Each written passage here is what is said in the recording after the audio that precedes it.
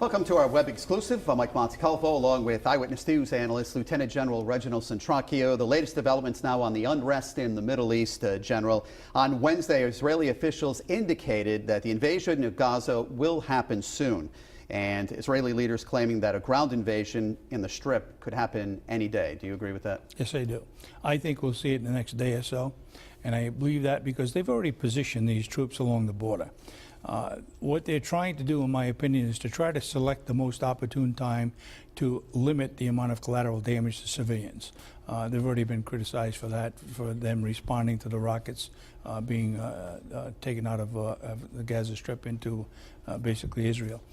And I think what they're looking to is an opportune time to actually launch it, and that could be in a day or so. All right, General, we've seen dozens of people killed on both sides. The Israeli army is on the border right now, but they got about another 40,000 reservists ready to go here. That's correct. What I think you'll see is them selecting their particular targets as to where they're going to put these troops. It won't be an overall invasion. They're being very selective, I believe, in where they're going to actually make this invasion. And I think it has to do with identifying where those launch sites are within the Gaza Strip and take them out first and look at other critical military sensitive areas within the Gaza Strip itself. How do we get to this point here?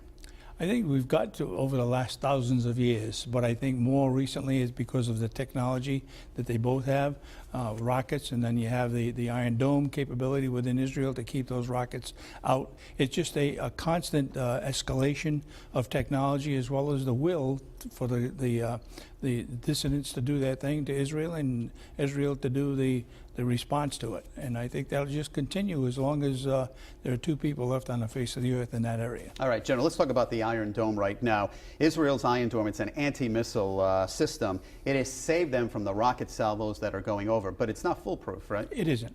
But I think we have to understand the technology within that system. It has the ability to determine where those missiles are going to land once they're launched. And if it's basically in an area that is a sparse area and not really significant heavy populated areas, they can just let it go in the desert.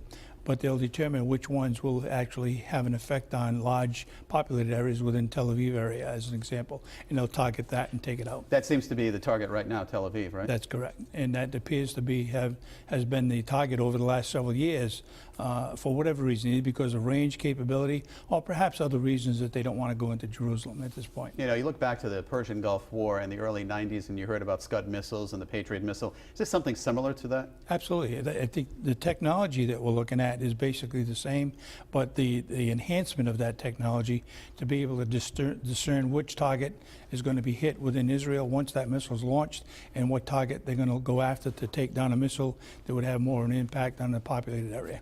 The United States is calling for calm. I think both sides have said we are way past that. I think so. You know, talking stage, especially when you get to the bit about when lives have been spent and you're looking at revenge, if you will, on the part of Israel and the tremendous upheaval it takes to make sure that we respond.